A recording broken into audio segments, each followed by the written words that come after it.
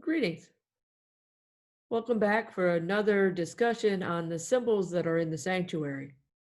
This week, we're going to look at the kneeling cushions, specifically the kneeling cushions that have symbols associated with the Apostle Philip and with the Apostle James the Lesser.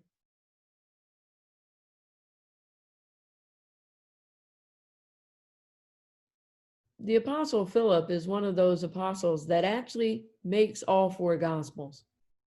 Now, in Matthew, Mark, and Luke, he's just listed as a name on one of the lists of the apostles. In the Gospel of John, we see his name several times. He introduces the apostle Nathanael to Jesus. He also is one that Jesus has some exchanges with. In one of those exchanges, Jesus asks him how they're going to feed all the people who are there to hear him teach. And the apostle Philip is of the mindset that the amount of money it would take to even get a mouthful would be outrageous.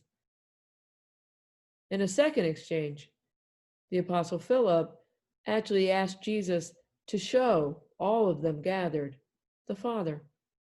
This opens the door for Jesus to teach them, the gathered disciples, that he and the Father are one. On the cushion that we're going to be looking at tonight, we see the symbols of grapes and wheat. I talked about those last week. They are pointing us to the communion table, to the bread of life and the cup of salvation. The symbol dedicated to the apostle Philip is the symbol of a basket with a tau cross, T-A-U, a cross that is shaped more like a T. It's tied to the fact that he was martyred and hung upside down. The bread basket points to the story I already told you about, the story of his exchange with Jesus before the feeding of the thousands in the Gospel of John. The next disciple we're going to talk about, the next symbol on a cushion we're going to talk about, belongs to James the Lesser, or James the Younger, or James the Just.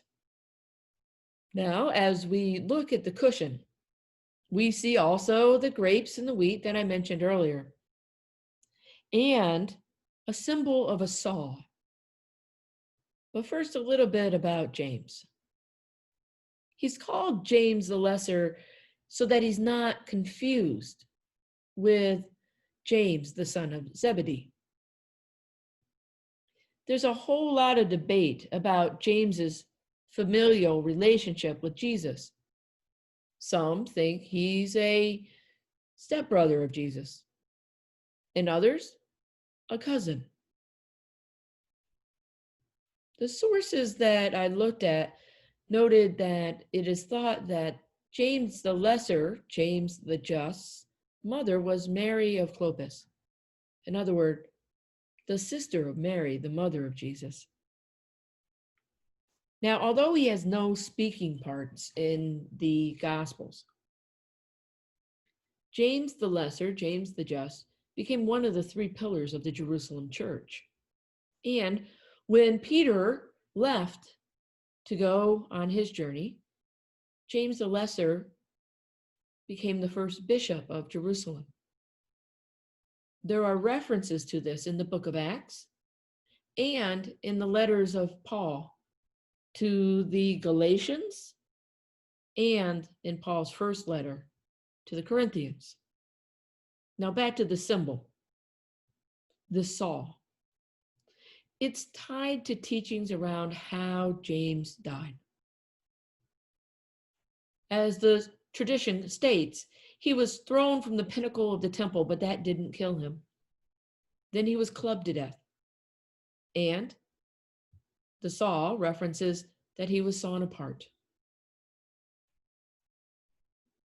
There is a 3rd century extra-canonical letter that is attributed to him as well.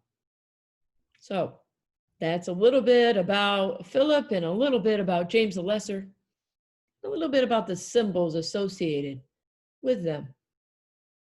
When we talk about the lives of the saints and the apostles, the one thing we're looking for is how their lives testified to the love of God that is in Jesus.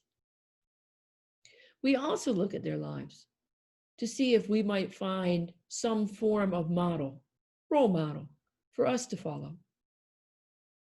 It's certain that Philip and James the Lesser both lived sacrificial lives in the name of sharing the good news of Jesus.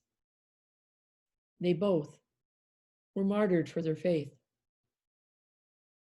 which means something we might take from their lives is that faith is risky business and ultimately can have high costs. We're challenged to walk that faith in a way that testifies to the love of God that is within us.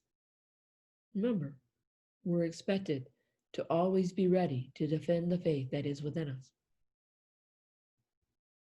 Thanks for watching.